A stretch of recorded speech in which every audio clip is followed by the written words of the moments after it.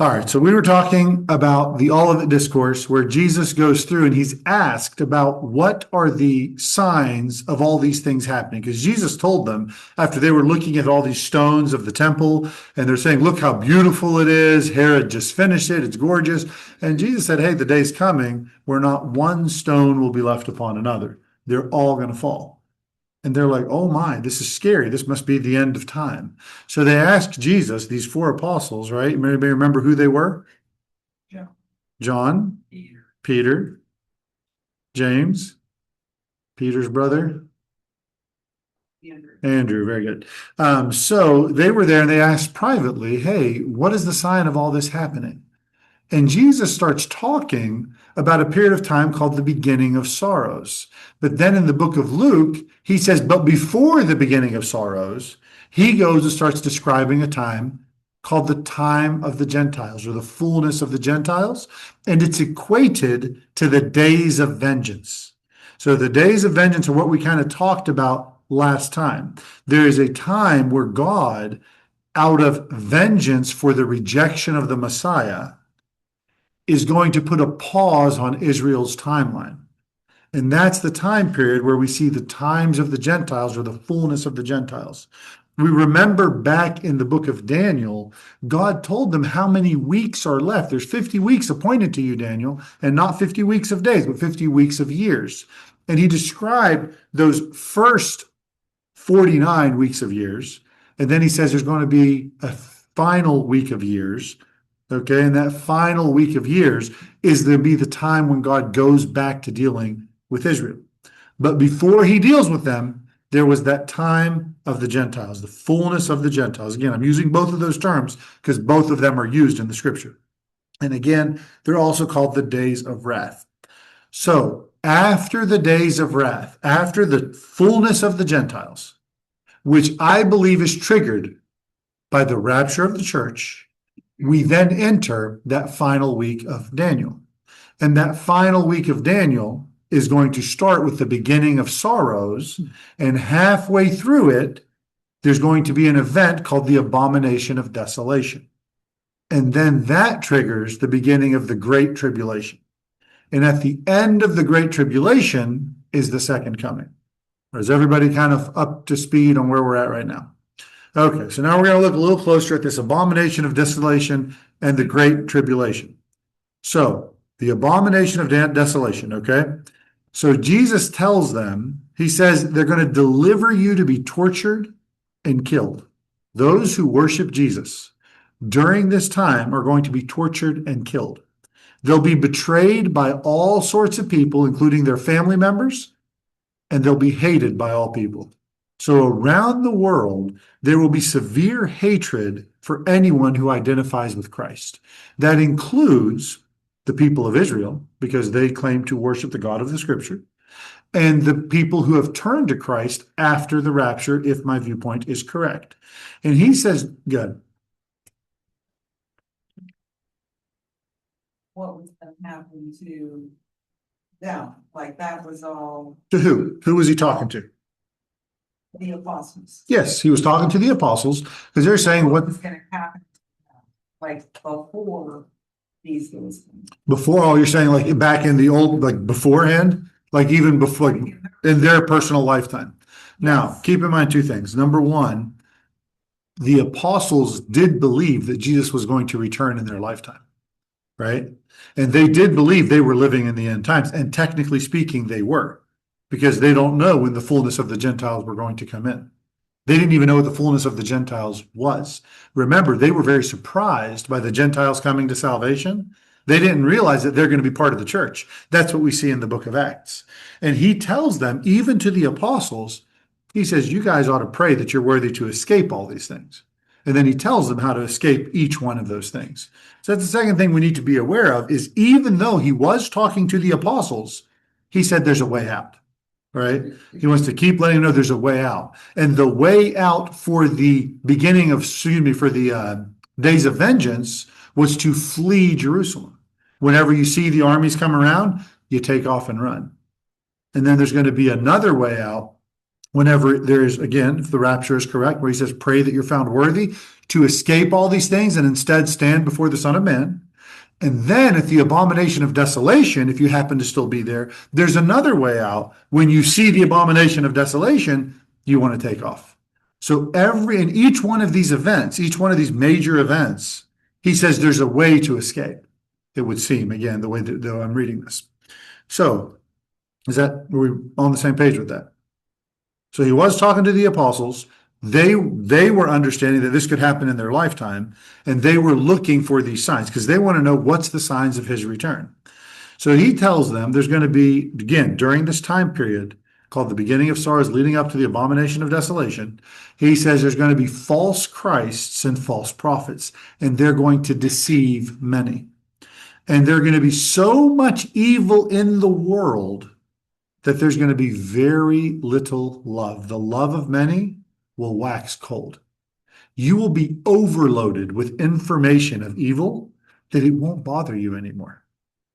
You'll hear, and again, look at today. Forget, we're not even to this point yet, but look at today.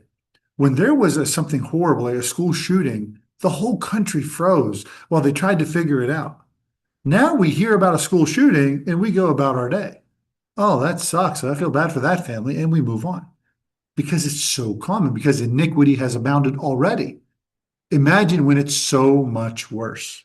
I remember when there were people dying in Africa, when a bunch of musicians got together and would like host big concerts and send all the proceeds and do all this stuff.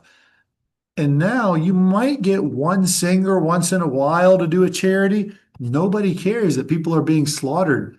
I think it was Cardi B. It was the last one that was very, she joined with President Trump because they were trying to save Christians from being slaughtered in Nigeria.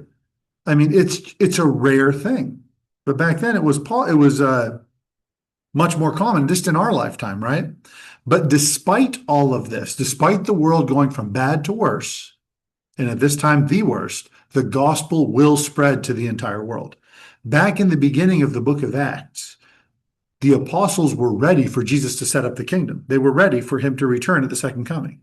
And he says, no, the time is not for you to know. It's not for you to know the time or the hour. He says, but you're going to carry the gospel to the entire world. So one of the prerequisites for the second coming is the gospel must go to every country and every nation. And do you know how close we are to that right now? I mean, the Bible is in almost every language. People are out there being missionaries to almost every nation. And there's one little thing that's really made that explode. Cell phones, internet. Every time you upgrade your phone, where's that old phone go?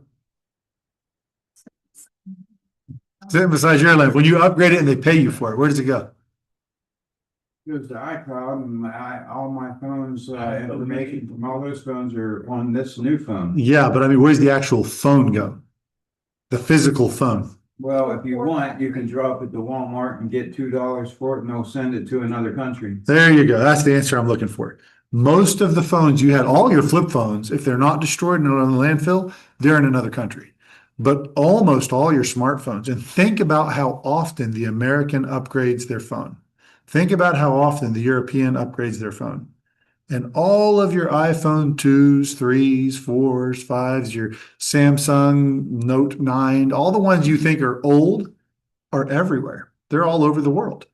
And what are they doing? YouTube, Facebook, Twitter, you name it, whatever it is. Information's moving quickly and it's going across the world. And with that is the gospel. Now, are there bad things traveling the world too? You betcha. But is the gospel traveling? It certainly is. Now, we talked about last time this flashback to the days of vengeance. So now we're talking again before the abomination of desolation, the beginning of sorrows, okay? This lines up to our seals in Revelation. So I'm going to read back about this beginning of sorrows about Revelation 6, verse 9. Remember we said how they're going to murder all these people, their families are going to deliver one another up, and all these people are going to be turned in and slaughtered and taken before synagogues? This lines back up, as we were talking before, with the seals of Revelation, all which happen after the times of the churches. We'll come back to that later. So in Revelation chapter 6, verse 9, it says down through verse 11, When he had opened the fifth seal, I saw under the altar the souls of them that were slain for the word of God and for the testimony which they held. And they cried with a loud voice, saying, How long, O Lord, holy and true, dost thou not judge and avenge our blood on them that dwell on the earth? And white robes were given unto every one of them, and it was said unto them that they should rest for yet a little season, until their fellow servants also and their brethren that should be killed as they were should be fulfilled. So did you notice here? He told them, this group of people in heaven, that they were there by being murdered. They weren't there by rapture. They were there by murder. And they need to wait till the rest of the group on earth are also murdered. So anyone who lives in the beginning of sorrows, what is the only way to end up in heaven? By murder, okay? By being killed or dying, I guess, of natural causes, but not by rapture. This is a big problem for the mid-trib view, okay? Because he tells them what is going to trigger the great tribulation is when all of them are also murdered. Do you hear that? So again, they're wanting vengeance. And the great tribulation, you cannot argue, is not the vengeance of God. So he's saying, when are we going to get our vengeance? Once you've all been murdered. Okay? So this is, again, now some people will hold the mid-trib, and it's a fine view in some other verses, but when you look at it here, you got a problem. Because everyone's supposed to be killed. Okay? So when we get to the Great Tribulation, again, triggered by the abomination of desolation, we get to Matthew and Mark. And in Matthew and Mark, it says, when you see the abomination of desolation spoken of by Daniel and the prophet standing in the holy place, how do you escape? Let them which be in Judea flee into the mountains. So this is going to be in Israel. He gives us the location. Some people want to spiritualize this and argue it means something that it doesn't say. Maybe. But what he says is, when you're in the region of Judea, and guess where the temple is? In Jerusalem. When you see the abomination of desolation, run off to the mountains, okay? Then this is what's going to happen. That triggers the great tribulation. He says, for then shall be great tribulation, such as was not since the beginning of the world, to this time, no, nor ever shall be. This is a major problem for people who believe in preterism, people who believe that the things of Revelation have already happened. They believe that 70 AD is where most of Revelation was fulfilled. Well, if that's the case, do you think there's not been any other major events that have been much worse than 70 AD? As bad as 70 AD was? As bad as how many Israelites were killed during 70 AD? Far more were killed during the Holocaust in Russia. How many in Japan died during the atomic bombs? How many died just the world wars, period? Forget any specific issue. The point is, 70 AD was not the worst thing that's ever come upon the planet. It was bad, but there have been worse. So this is a major problem for preterism, okay? If you're familiar with that. So what does Daniel tell us? Daniel tells us in chapter 9, verse 27, he's talking about the ruler who will be ruling at this time. He says that the coming ruler will confirm the covenant with many for 1 week. Again, he's talking weeks of years. So Daniel tells us that the king, or the Antichrist as we call him, the king that's ruling the world, his rule will last 7 years. And his 7 years are going to be this time of the beginning of sorrows and the great tribulation. He says, and in the midst of the week, in the middle of that 7 years, he will cause the abomination of desolation. He says, in the midst of that week, he shall cause the sacrifice and the oblation to cease, and for the overspreading of abominations, he shall make it desolate. So that week, again, 7 years, and 3.5 years in, he breaks the covenant that he was enforcing. So what we need for the beginning of sorrows to happen is a bunch of treaties involving Israel. We need to have the entire Middle East, if possible, have some treaties on the books. Whether they're enforced or not is irrelevant. But we need to see treaties enforced, or at least treaties ready to be used, ready to be signed for the beginning of sorrows to happen. Now, I'm not a date setter. I'm not saying it's going to happen next week. But do you see what's been happening that 20 years ago you said would never happen? Well, did you hear Trump told all those countries over there that they need to come and sign that treaty that you're talking about? The Abraham Accord. Abraham Accords and other like Yeah, small like United Nations of the Middle East so that they can sign a single treaty with Israel. Very interesting times. So what does he do 3.5 years in? He breaks that covenant, okay? And he causes desolation in the holy place. Guys, the entire Bible, 3 of the 4 Gospels, the book of Revelation, the book of Daniel, all lines this up in the exact same pattern, okay? Same 7-year period. So the abomination of desolation is the dividing line. Before it, first 3.5 years, beginning of sorrows, okay? After it comes the great tribulation, the worst period of tribulation in all of history that the world has ever seen or ever will see. And Jesus says, if those days weren't limited to those 3.5 years, every single living being would die. He says, unless those days were shortened, no flesh would survive. No animal, no man, nothing, right? But people will still be saved. For the sake of the elect, those days will be shortened. So immediately after the tribulation, so the tribulation is going to happen, and during that great tribulation, near the end of it, there's going to be signs in the sun, the moon, and the stars. The sun will be darkened, the moon will not give her light, the powers of heaven will be shaken, and the sign of the Son of Man shall appear in heaven, and all the tribes of the earth shall mourn as they see him coming on the clouds of heaven with power and great glory. He sends his angels with a loud trumpet call, and they gather his elect from the 4 winds, from one end of the heaven to another. A post-tribulation rapture, okay? But just because there's a post-tribulation rapture does not exclude a pre-tribulation rapture, okay? So these all match up with the seals we've already been reading. So in Revelation chapter 6, verse 12 through 17, we see all these signs in the sun, moon, and stars. He says, behold, he opened the 6th seal, and lo, there was a great earthquake. And the sun became black as a sackcloth of hair. The moon became as blood. The stars of heaven fell into the earth, even as a fig tree casteth her untimely figs, when she is shaken of a mighty wind. And the heaven departed as a scroll when it is rolled together, and every mountain and island were moved out of their places. And the kings of the earth, and the great men, and the rich men, and the chief captains, and the mighty men, and every bondman, and every freeman, hid themselves in the dens and the rocks on the mountains, and said to the mountains and the rocks, fall on us and hide us from the face of him that sitteth on the throne, from the wrath of the Lamb. For the great day of his wrath is come, and who shall be able to stand? So you see, again, this all lines up with the seals. Some people want to say, no, the seals are before the Great Tribulation. No, that we're still in the seals here. So again, to re-summarize, we have the days of vengeance, which go into the times of the Gentiles, till we reach the fullness of the Gentiles.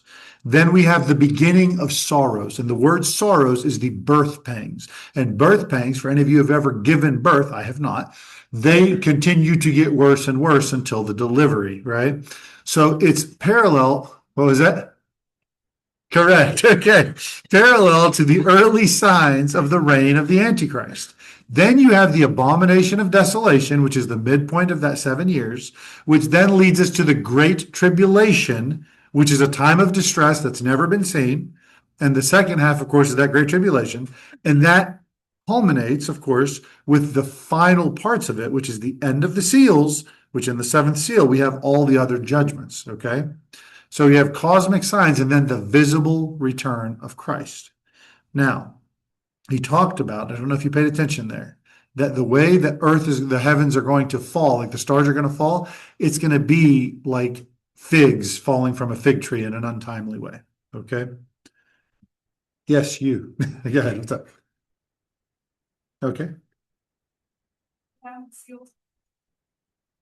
So the seals are the first 5 seals are before the great tree, before the abomination of desolation.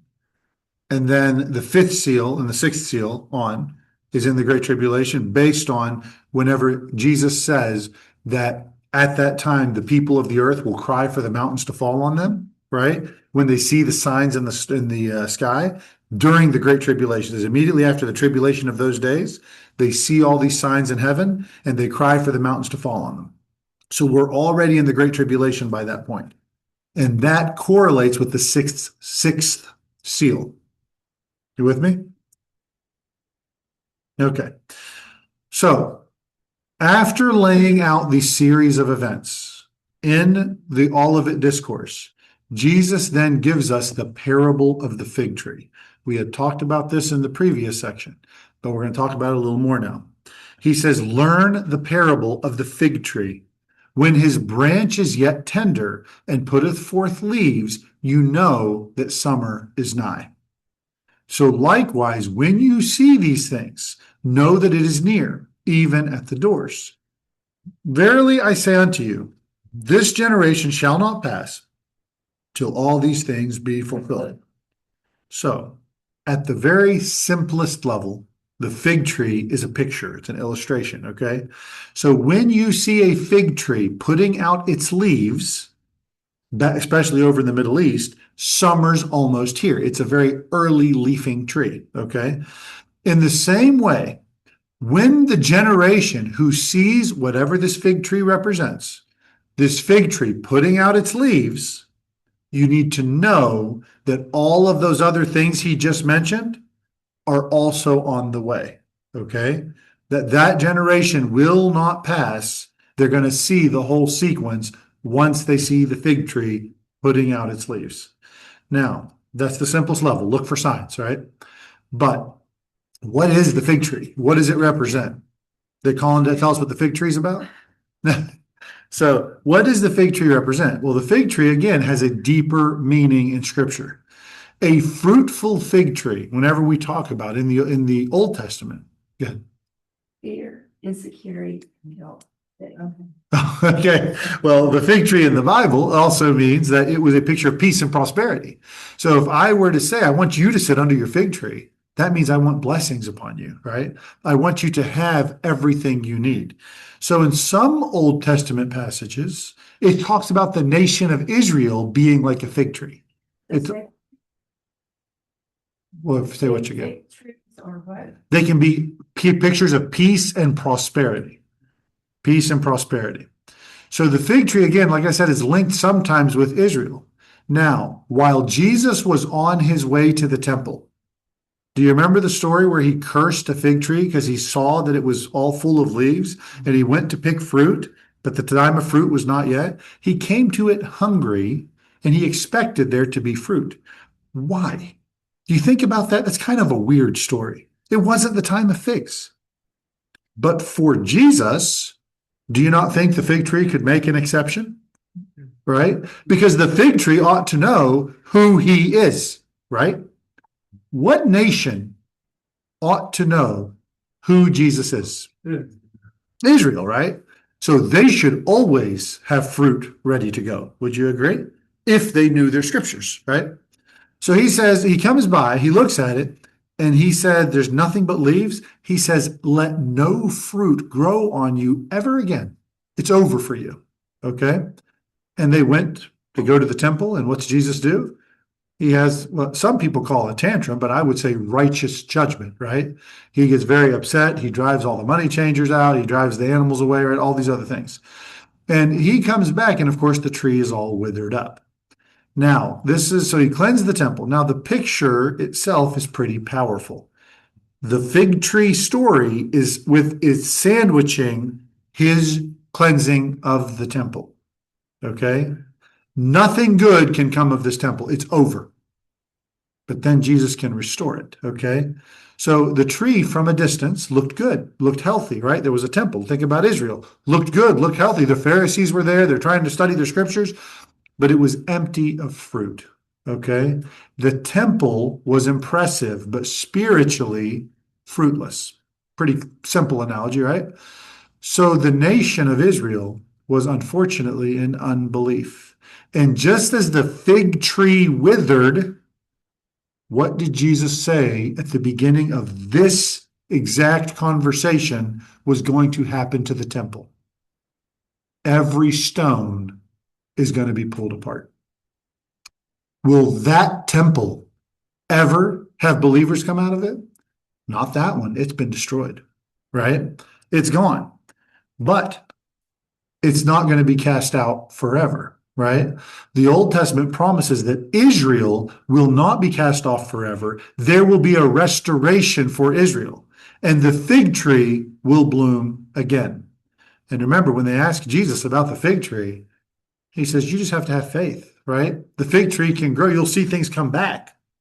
So some people who study the Bible, including myself, they see the parable as more than just a general illustration.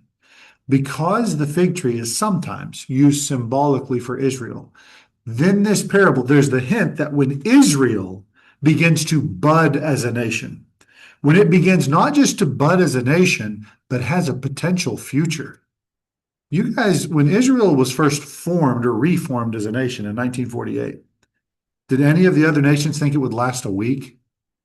They were going to wipe it out, and everybody was in agreement. We're going to wipe them out, everybody but America and the United Nations at the time. And nowadays, people are beginning to realize, okay, they're here to stay, right?